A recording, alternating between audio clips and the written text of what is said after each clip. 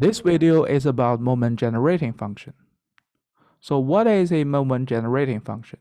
To understand this question, we have to first understand what are moments. For a given real valued random variable, its nth moment is essentially the number expected value of x to the power n. These are very important numbers to characterize the distribution of one random variable. For example, the first moment is the expected value of x. And if we know the first two moments, we can calculate the variance of x.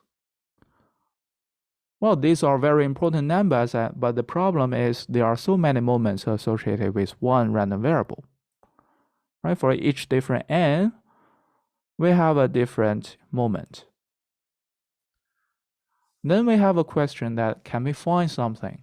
Can we find something to store the information of a sequence of moments? This is gonna be a sequence of numbers of infinite length. So how can we encode a sequence of numbers? We happen to know something else that also varies with different values of n. Those are polynomials, right? T to the power 0, t to the power 1, t to the power 2, t to the power 3, and t to the power 4, t to the power arbitrary n. We can use polynomials to store this information. We're gonna label each moment with a unique polynomial, and we're gonna multiply this together, and we're gonna sum them together.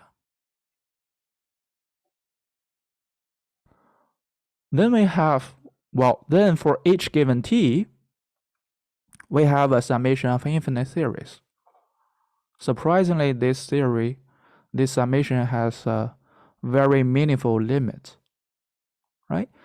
So we're gonna sum them together, and the summation of infinite series, if well defined, will be equal to the number which is the expected value of e to the power tx.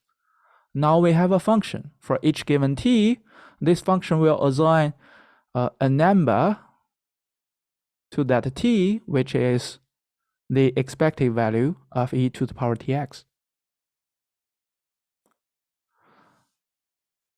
Now the question is why this is true? Well, let's take a look at the summation here. Suppose this summation is well defined. Then by the linearity of expectation, we know the summation of these numbers is essentially equal to the expectation of this random variable. Right? This random variable is a function of random variable x. And surprisingly, this new random variable, has a different representation, which is e to the power tx for each given t. This identity holds true because on both sides of this identity, they map the same number to the same outcome from the sample space. So essentially, they are the same functions from the sample space to some numbers from the real line. That's why they equal to each other. Right? Let's take a look. For example, let's suppose there is an arbitrary outcome small s from the sample space big S. And let's say x random variable x maps that outcome to a arbitrary real number m. What is the value on the left-hand side of this identity evaluated under this outcome? If we plug in m, so this is the number taken by the random variable on the left-hand side of this identity, which is the summation of m to the power I times t to the power I divided by I factorial. That is exactly equal to e to the power ti, which is the value that will be taken by the random variable on the right-hand side of this identity. Right, so both sides of this identity, they are the same functions from the underlying sample space to some numbers from the real line. So they are the same random variable. Okay, so the expectation of this random variable is essentially equal to the expectation of e to the power tx. Now, if this expected value, if this expectation exists, right? So for now we have a function for each given t, we assign a number to such t.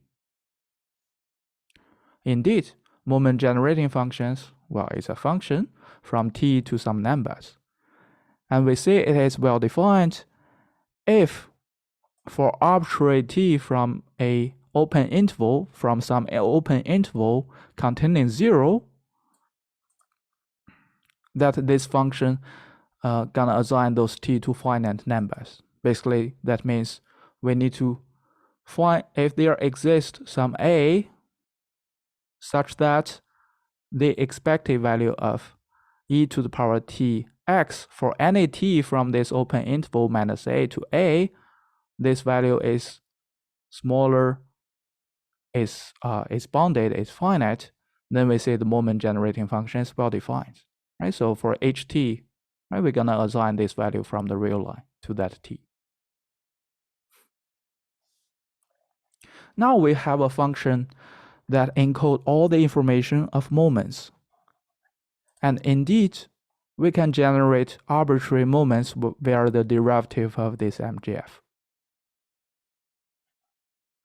So the nth moment of a real valued random variable if it exists, and if the MGF function exists, then the nth moment of the x to the power of the real valued random variable x, the expected value of x to the power n, is essentially equal to the value, the function value of the nth derivative of this MGF function evaluated at the point 0.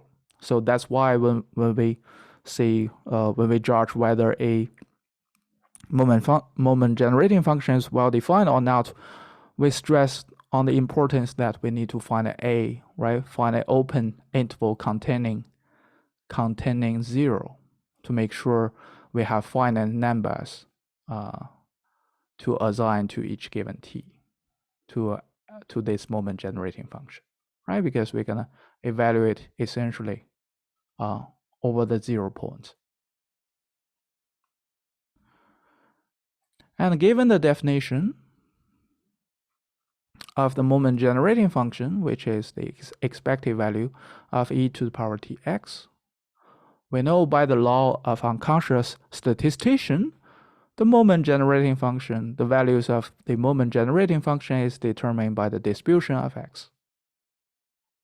But surprisingly, if we know the moment generating function, right, we can determine all the moments, but not only moments. If the MGF function exists, it also determines the distribution type. If two random variables have the same MGF, they have the same distribution. So this is the short video introducing the moment generating function. Thank you for watching this video.